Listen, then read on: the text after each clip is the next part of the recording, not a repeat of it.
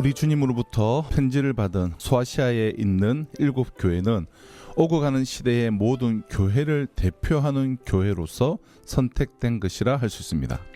즉 7교회가 받은 편지는 모든 시대 모든 교회를 향한 메시지일 뿐만 아니라 모든 성도들에게 적용되는 말씀입니다. 그러므로 우리는 이 소아시아의 7교회를 향하여 말씀하시는 주님의 음성에서 오늘 우리 교회를 향해 그리고 나를 향해 말씀하시는 음성을 들을 수 있어야 하는데요. 이 7교회를 향한 요한의 편지는 일정한 틀을 지닌 형태로 전개가 됩니다. 먼저는 각 교회를 향해 말씀하시는 발신자인 주님의 모습을 묘사하고, 다음으로는 각 교회를 향한 칭찬과 책망, 그리고 경고와 권면, 약속이 등장합니다. 그럼 먼저 에베소 교회를 향해 말씀하시는 발신자이신 주님의 모습을 살펴보면 2장 1절입니다. 에베소 교회의 사자에게 편지하라. 오른손에 있는 7별을 붙잡고 7금 촛대 사이를 거니시는 이가 이르시되. 여기서 주님은 오른손에 7별을 붙잡고 7금 촛대 사이를 거니시는 분으로 묘사되어 있습니다. 요한계시록 1장 20절에 의하면 7촛대는 7교회이고 7별은 그 7교회의 사자, 곧 교회의 지도자를 의미하는 것으로 되어 있습니다. 이것은 주님이 바로 교회의 주인이심을 나타내시는 모습입니다. 교회를 구성하는 여러분과 저의 부족함과 연약함에도 불구하고 교회가 교회된 소명을 감당해 올 수 있었던 것은 주님께서 능력으로 그의 오른손으로 교회를 붙잡고 계시기 때문입니다. 두 번째로 에베소 교회가 주님께 받았던 칭찬은 무엇이었을까요? 주님은 에베소 교회에 대해 칭찬을 아끼지 않습니다. 2절 3절을 보면 내가 내 행위와 수고와 내 인내를 알고 또 악한 자들을 용납하지 아니한 것과 자칭 사도라 하되 아닌 자들을 시험하여 그의 거짓된 것을 내가 드러낸 것과 또 내가 참고 내 이름을 위하여 견디고 게으르지 아니한 것을 아노라. 먼저 내가 내 행위와 수고와 내 인내를 안다라고 말씀합니다. 에베소 교회의 수고와 인내와 열심을 인정해 주셨습니다. 에베소 교회는 이교도들에게 둘러싸여 있었습니다. 교회가 그 가운데서 진리를 수호하는 일은 결코 쉬운 일이 아닙니다. 너희가 수고했다라는 말 안에는 많은 것이 담겨져 있는 것입니다. 그들은 악한 자들이 집중적으로 공격해 올 때 충성된 태도를 가지고 지켜냈습니다. 에베소 교회 안에는 교회를 흔드는 거짓 교사들이 들어왔습니다. 무수한 이단들이 일어났습니다. 자칭 사도라 하며 성도들을 미혹하는 자들이었습니다. 미혹하는 자들의 타깃이 있습니다. 진리로 무장하지 않은 미숙한 성도들입니다. 신앙의 성숙도는 영적인 분별력을 가지고 있는가 아닌가를 보면 알 수 있습니다. 우리 주변에는 매우 불건전한 신학과 한쪽으로 치우친 이념에 빠진 교회나 단체들이 많습니다. 미혹에 빠진 사람들은 공동체 안에서 지도를 받지 않을 때 발생합니다. 전혀 엉뚱한 곳에서 유튜브의 영향을 받아서 미혹에 빠지게 됩니다. 우리가 믿는 신앙의 핵심들에 대해서 그러므로 매우 잘 알고 있어야 합니다. 그냥 믿으면 되는 것이 아니죠. 믿음의 내용을 가지고 있어야 합니다. 오늘날은 너무나도 거짓이 난무하는 시대입니다. 거짓된 진리가 넘쳐나고 있고 이단과 사이비들이 창궐하는 시대입니다. 진리에 대한 분별력을 갖추어야 합니다. 분별력이 곧 성숙도이기 때문입니다. 어디서 이상한 이야기를 주워 듣고 형성된 나만의 진리를 따르면 안 됩니다. 항상 주님의 말씀에 우리는 기초해야 합니다. 우리의 생각이나 철학이 아니라 하나님의 말씀에 우선을 둬야 합니다. 말씀의 핵심은 복음입니다. 성경 전체가 말하려고 하는 것은 복음입니다. 우리가 전해야 하는 것은 복음입니다. 세상이 혼탁하고 어려워질수록 우리는 더욱더 복음 안으로 들어가야 되고 복음을 더 강력하게 전해야 합니다. 세상이 고통하는 이유는 다른 것이 아닙니다. 복음이 없기 때문이죠. 세상을 건져낼 수 있는 유일한 복음은 예수 그리스도입니다. 구원의 유일한 길입니다. 그래서 다른 것은 좀 소극적이어도 되지만 우리가 전도자의 직무는 소홀히 해서는 안 됩니다. 복음을 전하는 직무를 피하면 안 됩니다.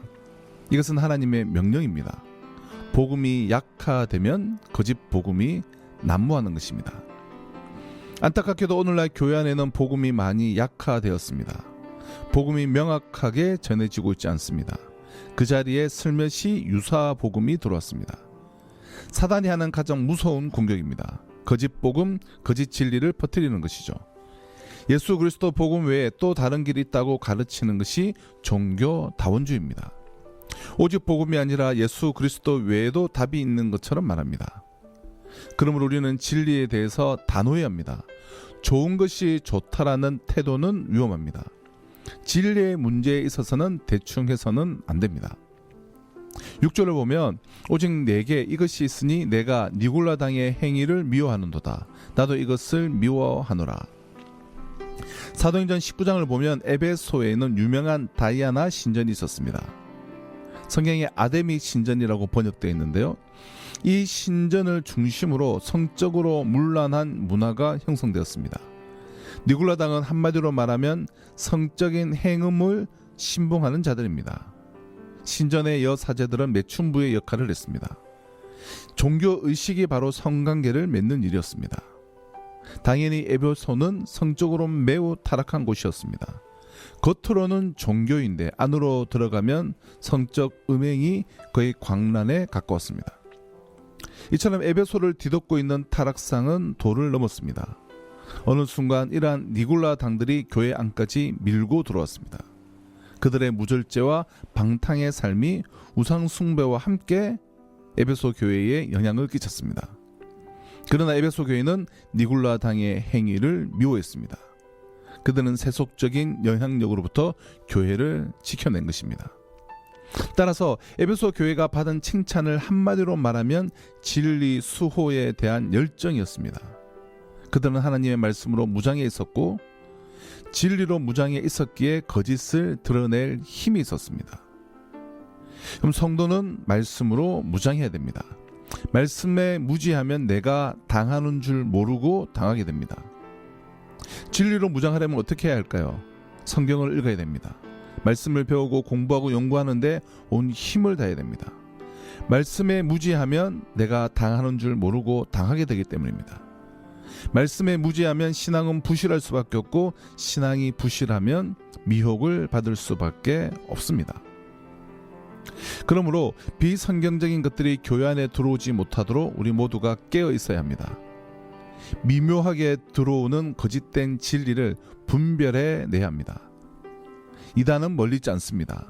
성경에 무지하면 누구라도 이단이 될 수 있습니다.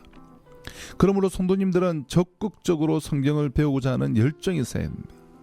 교회의 영광은 진리를 지켜낼 때 주어지는 것이기 때문입니다. 그냥 저절로 되지 않습니다. 모두가 함께 수고와 인내와 열심으로 노력해야 합니다. 에베소 교회가 받은 칭찬은 오늘날 우리에게도 여전히 꼭 필요한 칭찬입니다. 그들이 주님으로부터 칭찬을 받았다는 것은 진리 수호에 대한 수고와 인내와 열심이 얼마나 대단했는가를 보여줍니다. 공짜로 얻어낸 칭찬이 아닙니다. 우리 역시 우리의 신앙을 지켜내고자 하는 일에 열정이 있어야 합니다. 그 열정은 다름 아닌 말씀에 대한 열정인 것입니다. 자, 그럼에도 불구하고 당시의 에베소 교인들은 주님의 책망이 필요했던 치명적인 한 가지 약점을 드러내 보이기 시작했는데요. 에베소 교회가 주님께 받았던 책망은 무엇입니까? 4절인데요. 그러나 너를 책망할 것이 있나니 너의 처음 사랑을 버렸느니라. 우리 주님의 지적은 하나입니다. 바로 사랑입니다. 에베소 교회가 처음 사랑을 버렸다는 것입니다. 에베소 교회 안에 일어난 변질을 우리 주님은 보셨습니다. 어느 순간 사랑이 식기 시작했고 차가워졌고 냉랭해졌다는 것입니다. 어느 교회나 출발은 다 좋습니다. 그런데 시간이 흐르면서 본래의 본질을 잃어버립니다. 에베소 교회는 사랑을 관과한 것입니다. 주님은 책망으로 끝나지 않습니다. 이어지는 경고를 보시겠습니다. 5절을 보면 그러므로 어디서 떨어졌는지를 생각하고 회개하여 처음 행위를 가지라. 만일 그리하지 아니하고 회개하지 아니하면 내가 내게 가서 내 촛대를 그 자리에서 옮기리라. 처음 사랑을 회복하지 않으면 촛대를 옮기시겠다는 것입니다. 촛대를 옮기겠다는 말은 교회를 없애겠다는 것입니다. 교회를 없애겠다는 말씀은 좀 심하게 들릴 수 있습니다. 그러나 만들어진 목적대로 쓰이지 않는다면 있어야 할 이유가 전혀 없는 것입니다. 주님은 사랑이 식은 교회를 용납하지 않으십니다. 사용하시지 않습니다. 사랑이 없는 교회는 교회가 아니기 때문입니다. 에베소 교회가 어떻게 하다가 처음 사랑을 잃어버렸을까요? 처음에는 뜨거운 사랑을 했던 교회였습니다.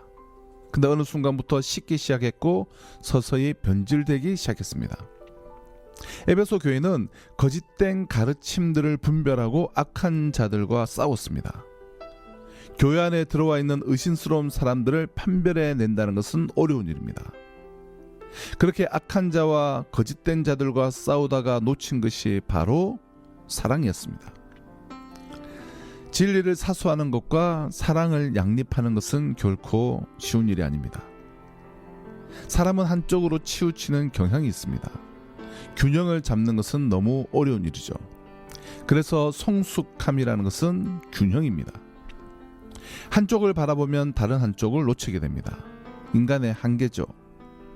진리를 강조하다 보면 사랑을 소홀히 다루고 사랑을 강조하다가 진리를 놓칠 수 있는 것입니다. 교회 안에 사랑이 없다면 어떻게 해야 합니까? 어디서 떨어졌는지를 생각하고 회개하여 처음 행위를 가지라라고 말씀합니다. 처음 사랑을 생각하라는 것입니다. 누구나 처음 주님을 만났을 때 뜨거움이 있었습니다. 예배를 드릴 때마다 눈물이 있었습니다. 지금보다 환경은 훨씬 좋지 않았지만 순수함이 있었습니다. 근데 어느 순간부터 우리는 냉랭해졌습니다. 신앙이 의례적이 되어버렸습니다. 공허한 신앙생활을 반복합니다. 하나님의 은혜에 대한 감격이 없습니다. 모든 것을 당연하게 여기고 신앙과 그 마음은 바싹 메말라 있습니다. 모든 것을 시큰둥하게 여깁니다. 성경은 원점으로 돌아가라고 합니다. 처음 사랑으로 돌아가라고 말씀하십니다. 초기의 그 경험을 놓치지 말라고 합니다. 은혜를 받고 주님의 사랑을 체험했던 경험을 회상해 보십시오. 우리는 초심으로 돌아가야 합니다. 예배의 감격을 회복해야 됩니다.